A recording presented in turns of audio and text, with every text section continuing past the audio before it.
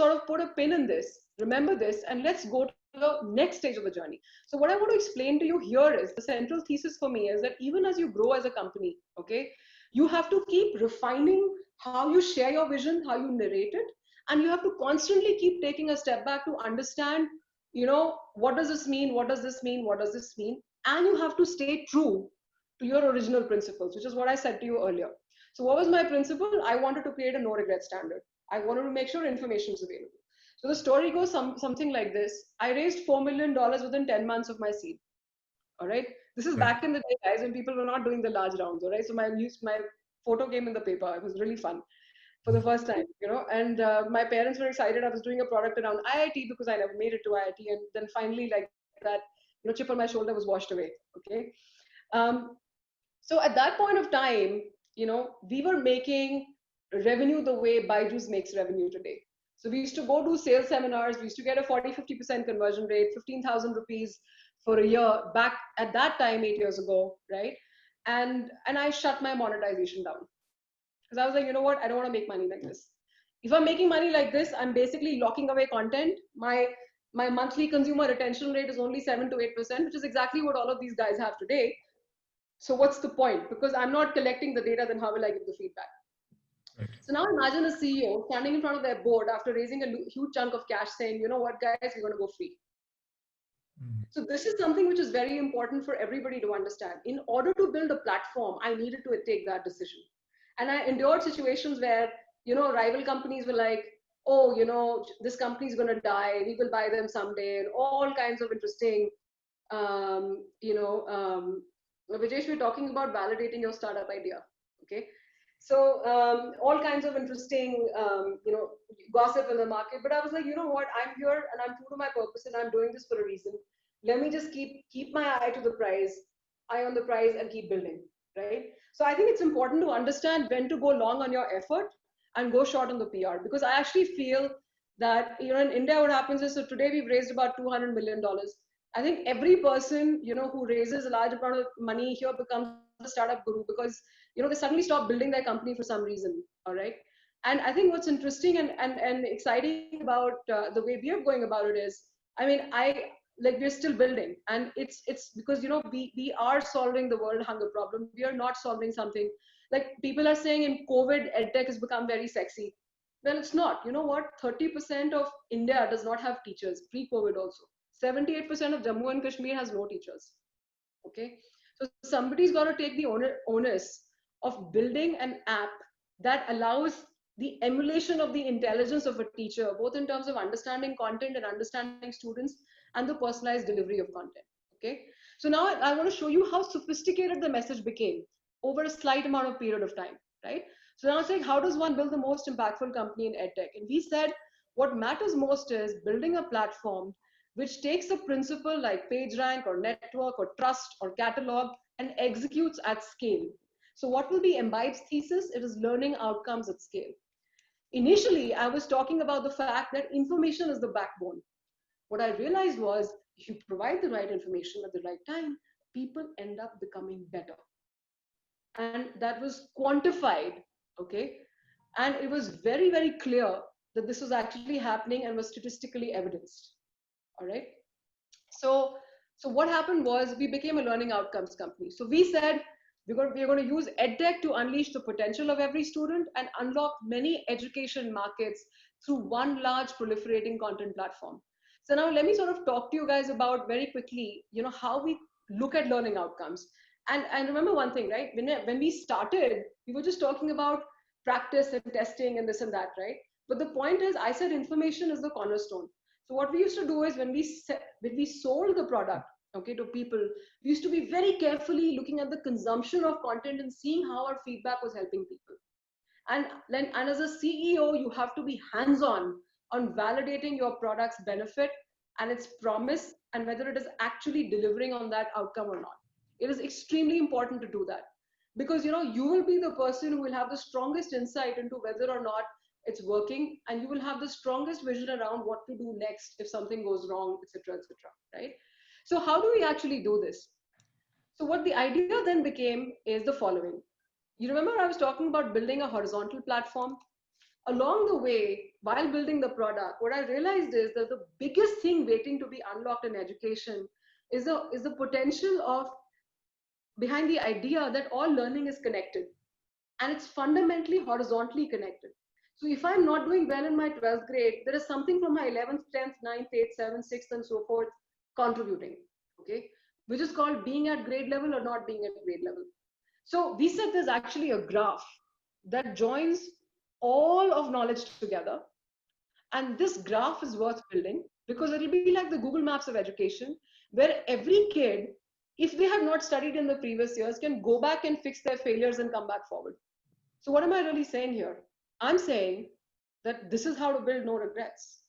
Because even if you don't have good teachers in the past, you can fix it because the platform will give you adequate content and will tell you exactly what is going wrong.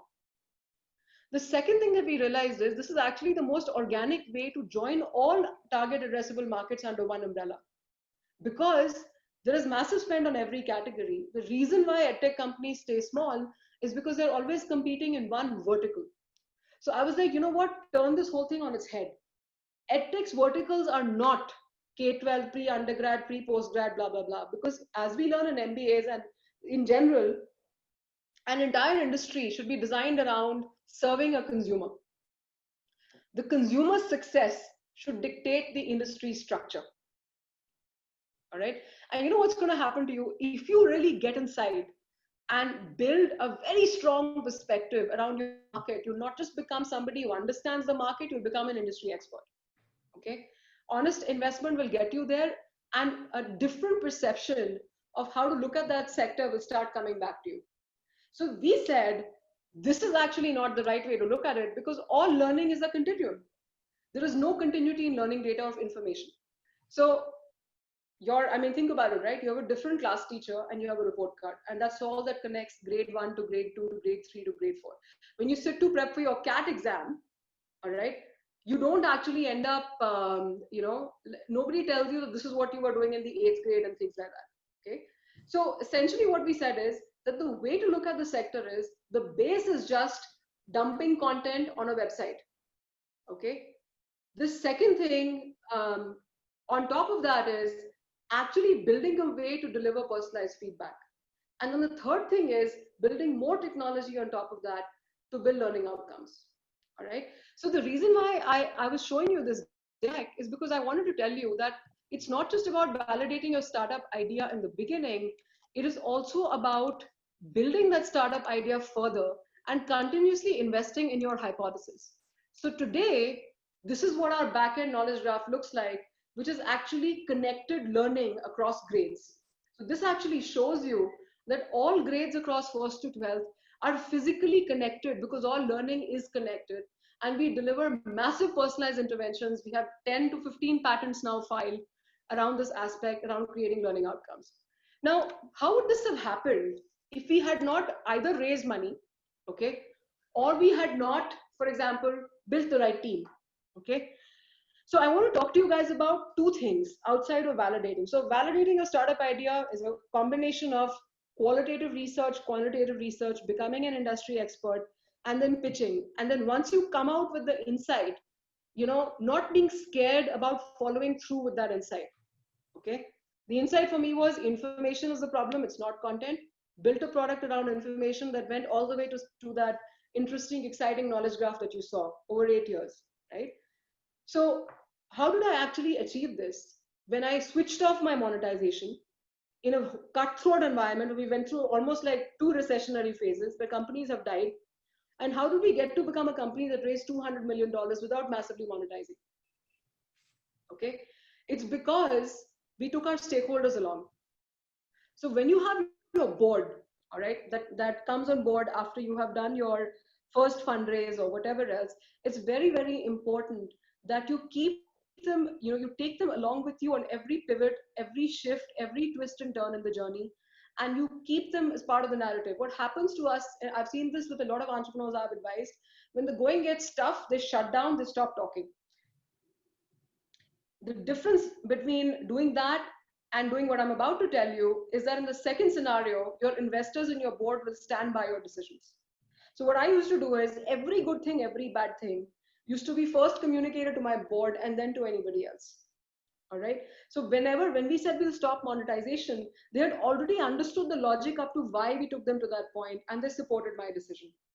So when we needed to keep building, I showed them that look, even though I've stopped monetization, I've also decreased my burn. Now I'm spending less money. So allow me the ability to spend this money now on building the product. I had a face off with them. When I wanted to go ahead and hire a data science team, I went to one of the best guys I knew in the country and I pitched to him. So that's the second thing, right? You take your board along. The second thing is you have to constantly keep telling your story and with relentless energy. So I went to this guy, Keyur Faldu. He's now been with me for 5 years. Okay. And when I met Keyur, I pitched the entire story to him. He was part of McKinsey at that point of time. I played to the passion, I played to the logic. It's ethos, pathos, logos, good argument, emotion, empathy, and logic, right? And I sold the idea to him, then he joined. Then it's about keeping the narrative on with them, right? So for example, you tell the board this happened, then you see failure internally, you tell your team, guys, how are you feeling about this? Now this downturn is happening in the market, what are we going to be doing about it? And even though I was a solo founder, figured out a way to build a shared narrative with all stakeholders in every direction when I was doing what I was doing. Okay. So what I'm most proud of in this journey, that today Imbibes hit a place where we're working with the government, we're working with B2B customers, we're working with B2C customers. We're like a platform like Google, literally, right? And we've raised this amount of money and we have stayed true to our original promise. Information is the gap, and now converted that to artificial intelligence. Not because we thought AI was sexy, but because we thought that was the way to go, okay, to solve the customer's pain point. And the only reason, this happened was because I was able to take my board along, and I was able to make sure that whatever I was doing, I was not just saying, okay, we need to do this. I used to back it up with evidence, back it up with research, and back it up with the relationship I built with people, not just because I needed them, but because I truly invested in relationships with mentors and my board and other people. All right. So for a CEO, in summary, you have to be data oriented. You have to be fearless to follow your hypothesis, and you have to be a deep empathic communicator to take your stakeholders along. You can never be hands off in running your business or talking about it. All right. So now I'm seeing a lot of random questions about different things. So why don't I stop here and let's take a few of those, and I'll add more color as we go along. Absolutely. So I just start with something which is, and thank you, Aditi. I think that was a great presentation. I think it gave a flavor of a lot many things which one can think of, right from how deeper one should kind of research about the market, the dynamics, and plan the way forward. So thank you and much appreciate. That was a great presentation. Just to take one of the questions which I kind of see on the top of the list. What convinced you to go horizontal instead of sort of the more vertical play? I mean, what would be your 2 cents for everyone here on the horizontal vertical play? I mean, is there a playbook, or what would you kind of recommend to people? No, the data said that, right? That's exactly what I said. The point is, whenever you look at first principle design of any business, you always focus on what would maximize value for the end consumer. So I started with a student and said, what helps them become most successful? And what helps them become more successful is simply the fact if they are able to crack anything that's given to them, in the shortest amount of time possible. When you're trying to do that, certain deficiencies hold you back. Inevitably, those deficiencies have crept in from the past because for some reason you were deficient in your knowledge. Right. Okay. So to fulfill that need, you cannot just stay concentrated in that vertical. You have to be horizontal and be able to go back and get the data and come back and say, hey, buddy, 8th grade, this is what you were doing wrong. I've got you the exact concept you need to fix this, and you're sorted. Okay. So the data said that. So we have to go horizontal. I also want to address one question I read here. This is not a marketing pitch around Imbibe, guys. Honestly, you're not the audience I should be marketing to. But what I was trying to do is I was trying to take the journey of Imbibe as an example for how to validate your startup idea by sharing my seed deck and then how things evolved from there. So hope that clarifies that thought. Yeah, absolutely, Aditi. I think thanks for clarifying. Just another set of questions. You answered to an extent, but just I'll repeat it just to ensure that's how did you go about building your team and the board? how should compensation work if you're bootstrapping? Maybe just a few ideas from your side when someone's bootstrapping, that'll help me. Great question. So bootstrapping, you basically, so again, all you have to have is your passion. So your early stage of your company, you basically have to sell your idea to a few people, that they're probably going to go part-time with you. There may be people who are in your friends and family. There may be people you go to through co-founder, networks, or people you reach out and directly cold call on LinkedIn. They'll be based on two categories, either functional expertise or specific expertise related to your sector. So you basically set up a meeting and tell them, hey, I'm trying to solve this problem. Do you want to help out? This might become a company. And if it becomes a company, obviously there's going to be stock for you if you have material involvement, right? The thing that I would caution you against is to not overpromise stock in the beginning. All right. And sort of take it. So I'll give you an example. I had a co-founder in the beginning. I promised him 5% of the company. He was our head of technology, supposed to be our head of technology and my co-founder, but he could never move to India because of his personal reasons. I still dragged him on remotely for 2 years, but the point is I sorely suffered from the fact that I was not dispassionate about it and didn't have like a strong tech co-founder right from the beginning. So it's a bit art and science. And I think you'll find that if you're working on something worthwhile, and I think the benefit I had with Imbibe was it's a very strong problem. Okay. Like, Right. how do you create a no regrets world, right? And it kind of it just makes people jump in without sort of, how do you sell amazing shoes online is something which might have a niche audience in terms of people wanting to spend their hard-earned, hours of leisure at night. But I kind of found a lot of, in fact, we had some of the most heated debates with this one gentleman called Nitish, who was at that time, heading, I think, Pepsi for something in India. Because when I got my consumer research, I wanted to not smoke, the good pipe myself. I wanted someone to objectively tell me this is working, because I was going to put my career on the line and jump in based on the research I was getting, right? So this Right. is how you kind of have your early team set up. In terms of your first few customers, sorry, Manoj, I'm just picking up a few things from your Fair enough. Go ahead. first few customers is actually very interesting. So, your first few hires could lead to your first few customers. So, as I was not a person with a lot of digital background, all right. So for me, like, I didn't understand how to sell except physically. That was in the beginning. Now we have more than a few million users every month with no marketing spend, all right. But um, at that point of time, I was like, all right, so because we're in the JE and NEET space, coaching institution, universe, which is unregulated, is a very good place to tap into our first few target customers. So I actually had a few hires who were in the BD space from coaching institutions, through whom I reached out to the owners and actually set up sales sessions with those guys to actually, reach out to our first few consumers. And it's very interesting. We made 8 lakhs of revenue in our first month of post-launch. 8 lakhs and 10 lakhs and 12 lakhs. And that's how we became very strong. I love this one question: how big is big for you? So it is still the universe, okay? And what's interesting is that we've actually truly built a horizontal platform where you can go from grade 1 to infinity. You can navigate back and forth. And it's a platform where a new curriculum launch is only a labeling exercise. So we have major aspirations to go global.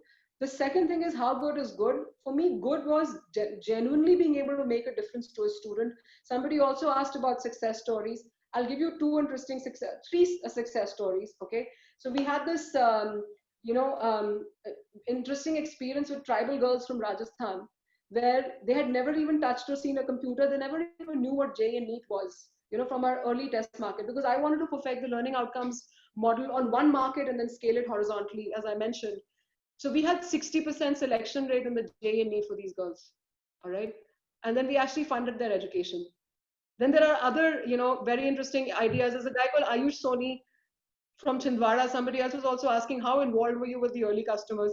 Boss, I remember them by name, all of them, because that's how involved you have to be, not just in the sale, but in the post-sales experience of your product to understand what's going on, right? So this kid, his principal wrote him off saying, "Beta, ye to 12th mein pass nahi hoega," and he cleared the JEE mains. How? He spent 10 hours in Imbibe for 11 days. So today, 21 hours of engagement on my platform can get you to 60 to 80% improvement on any concept, right from multiplication to the IIT paper, right? How big Yeah. is big is yet to happen. How good is good has happened. Right. So I just thought pick some up. I'll get it back to you, Manoj. Sorry, I didn't mean to hide it. No worries. I think you've taken most of the questions. Just one interesting question which I saw.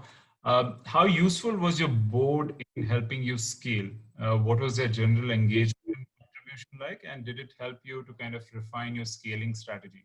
Some thoughts from your side? Just give me 1 second. I'm just going to push my meetings with you an extra 10 minutes. Sure. Thank you. Okay. So, so board, right? Right. All right. So I'll give you like, 3 examples of interaction with my board. All right. Which will give you a sense of the nature of relationship.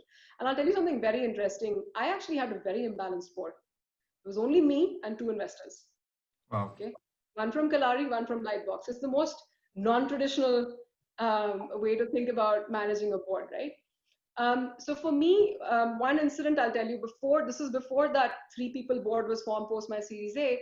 One time when I just launched the product, I had, this is my seed investors, Sandeep Murthy and, a bunch of other guys. And we had 3 months of revenue under our belt, right post launch. So I went there and I want to talk about this employee mindset thing. Okay.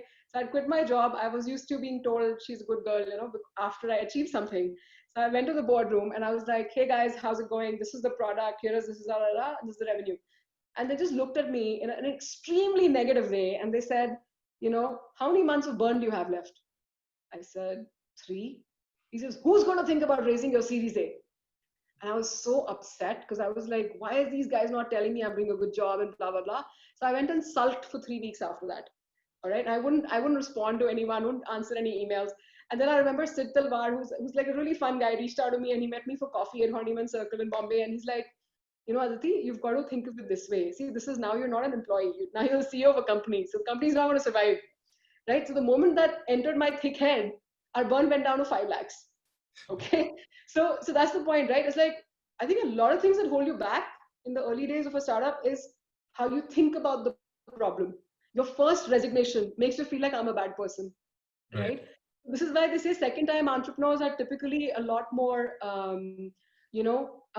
lot more successful, because it's not because they're smarter, it's because they've seen the cycle, The second interaction with the board was, when this is again the triumvirate, right? And that triumvirate, now again, think about emotion, logic, and empathy, all right? So the board sitting there, I know I have to hire a head of data science, and I wanted to hire data scientists now. Why? Because my Excel sheet started crashing. And I knew that I was starting to get to learning outcomes, and I was running regression models and it was not working. So I sat in front of them. I said, so guys, I wanted to vote something. And he says, what? So I said, I wanted to hire a data science team. Okay, great. So how much money do you think you're going to spend on this other thing? Like, I still remember, it was almost like the guy had a hypothetical cigar in his hand, and he was like talking to me like, Don Corleone, and I was like standing in front of him. That's like a Godfather reference for those of you who don't know that. So I was like, so I think it might be an impact of like 5-6 lakhs or whatever. And he's like, so I'm sorry, we can't permit that. Okay. So I said, you know what? I'm not going to take a paycheck. I completely understand, but I need to get these people and I'll make sure that it is burn neutral. Okay. Now the point is, I gave them the logic. Their concern was burn. And then I banged the table and I said, guys, I'm sorry, this is happening. So this is one thing, right? See, the point is, no one's going to step in to run your company. All right. You have to run your company. And they know that. All right. And then what you have to do is you're going to go and smoke a cigar. I'm not literally saying that, but stand next to the person who's smoking a cigar, play a game of table tennis, maybe let him, maybe lose, maybe actually lost, who knows, right? And, or you have to go with the other guy and you've got to talk to him or go and take him for a walk. It's again, stakeholder management. So what do you do when you have to have a tough conversation with somebody you really care about, right? You'll have the tough conversation, then you'll go and handle it at the back end, right? So this is how you make decisions.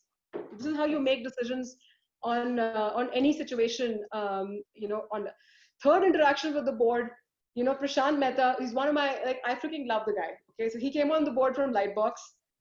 When he started, it was introduced to me by Sandeep Murthy. I tried to hire him because I used to try to hire everybody who I used to talk to. And he came on board, and then I remember he promised me $4 million of funding 4 months before we raised 200 million. Okay. And he came back to me and said, the board has decided that you only deserve 2 million because we don't believe in the monetization ability of this platform. So I remember that moment. And he told me, Aditi, I had 1 cent in my pocket and I put that coin on the table for you because I believe in what you're building. Why? Because it was his story too, not just mine. That's what you have to do with your stakeholders. You have to get them emotionally invested in the problem you're solving, how you're solving it, and take them through the ups and downs. Don't treat your board as a board, treat them as co founders, take them along. Okay. It's like, I'm just going to give a very funny analogy to this, right? It's like, you know, you feel foreigners are different till you actually hang with them, right? They're also people. So, so this is how you look at it. By the way, our product, I mentioned tribal students. This is like urban and rural, both. And we do a lot of work with the government. 60% of education in India is public sector. We're going to be launching in 8 vernacular languages this year. So we're building a 100% inclusive product. Because remember, I said how big is everything. Right.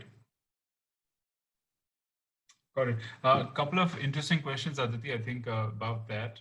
One is, today Mbibe sits strongly on top of AI-powered offering. What convinced you back then for the need for AI, the good to have versus must have AI decision in your product, right? So I love this question. And please, never come out of your bed and say, I'm building an AI company in, because there's a rite of passage here. Okay. We were a product company that became an AI platform. And I'll tell you exactly how that journey happened. All right.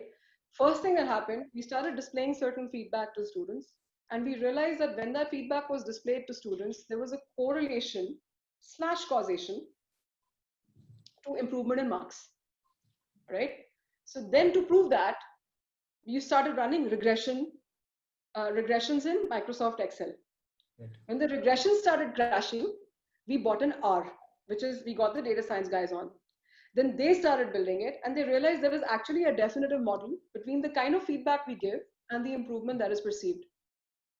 Then we realized that this thing, while we understand the factors that contribute, can we predict the factors that contribute? So where we started to build our early ML models around student improvement prediction. And then the second reason for us to apply AI was that if content creation remains a linear cost, which means like a flat cost, you're never going to be able to expand to every market. So I said, all right, to create content, what's my journey? I write a question, I write a solution, I tag it to difficulty, blah, blah, blah, blah, blah, the whole topology, right? And then that's my dog scratching. Just give me a second. All right. Oh, his name is Data, by the way. So, so then you classify it and then you launch it, then you collect data on it, right? So then I was like, all right, so what are other people building? Well, Flipkart has classification, okay, Amazon has classification models around an SKU that's uploaded by somebody. So I was like, can I classify a question to be what concept it belongs to or what subject it belongs to? What part of the content creation process can I automate, right? So then we started building ML models on that. When we had enough data, we were able to build AI on top of the ML models, right? And it was very simple. It was chasing two simple things. Can you improve a student? What kind of feedback do you give? Can you make that feedback predictive so that, there is some cold start problems, you don't have data about a user? Can you predict the user? Can you profile it? On the other front, can you decrease the cost of content creation using natural language and things like that? So that's how we became AI. Sure. I think we'll take one last question since we're running out of time as well, which probably is interesting again. Most of the well-funded startups or company engage in M&A and strategic partnerships. Are you interested in strategic partnership with another company or startup who works under a different domain, but one where the product line kind of crosses with EdTech? What are your thoughts? It sounds like a loaded question from Aditya Maurya, but I'm not going to respond to the veiled intent here, but I'll just tell you that we've acquired about 6 companies just this last year and a half, and it's all in line with our original thought process, which was simply that we want domain data around how students perform on the knowledge graph. We had domain data around test prep. We didn't have domain data on K-12. We didn't have domain data on other spaces. We wanted domain data around is vernacular audience different from X. So we did that. And then there's some other surprises coming out. So we have a major coming out party. It's going to happen very soon. We have a major rebrand, but everything that I've been working towards for the last 7 to 8 years is going to come to fruition. The way I like to say it is we took 7 years to build data and it's taken companies 7 years to build content. We're going to do content in a year, but I don't know if anybody will be able to build the data the way we have. Great. Aditi, I think one last question because it was just put in, so we'll finish with that. This is Gautam, and he says, your initial days, did you try going deep in one geography or region, or did you go wide being virtual? And if it was focused on a particular geography, what was the stage or point that made you decide to go wide? So what decides your TAM, right? Your TAM is decided by the product that you build. TAM is target addressable market. Okay. So I built for the J product initially, right? At that time it used to be called AIEEE or some whatever it's called. So technically everybody preparing for J became my market. So which was all India. But so that was my addressable market, but my applicable market is dependent upon how I reach out to students. Because unless you do something to do actual marketing, right, you're not going to be in a position where you're able to figure out how, how, like, you're not going to be able to reach the customers that are part of your TAM, right? So because my initial outreach model was physical, we were limited to in and around Mumbai as a region, but we proved monetization there. After that, the scaling up could have been digital, could have been physical. To do digital, we required a company called 100 Marks back in the day. Our traffic shot up, then it tanked. That's how we discovered the Google Panda algorithm. All right. Because, I mean, so that's just the thing, right? It's like, if I had known about the Google Panda algorithm, like, let me actually end with another very important lesson. Okay. Never be scared of your VCs.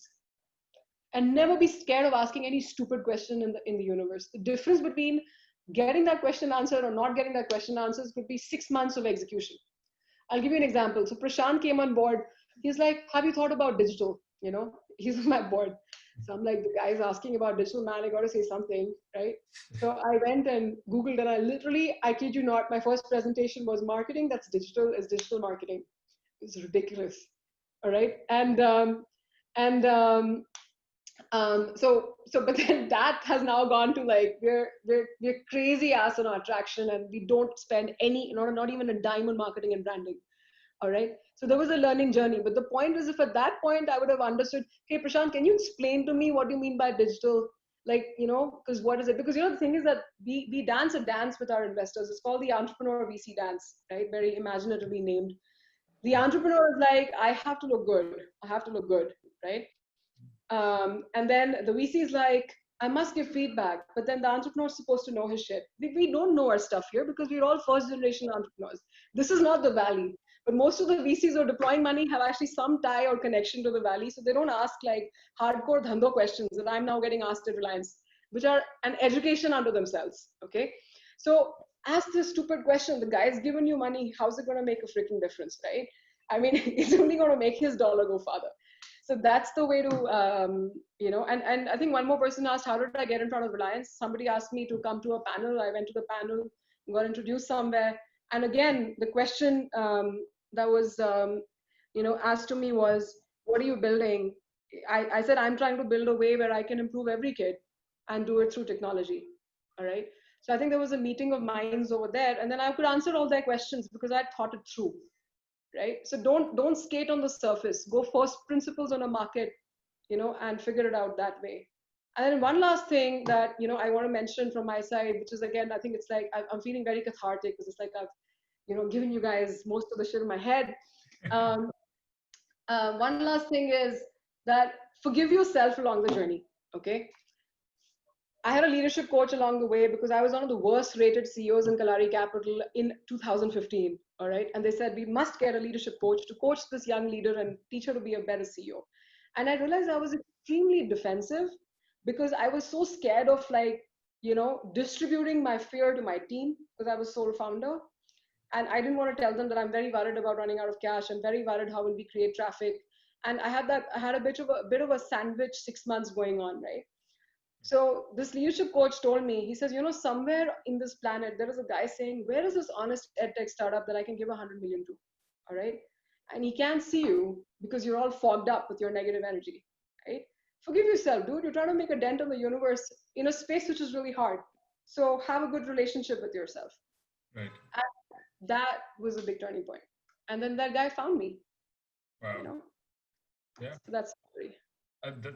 Thanks, Aditi. I think as you ended that on the right note, and I think most of your presentation was on those lines, absolutely candid, and like you rightly said, I think everyone probably loved, you much speaking your mind out, and that was great.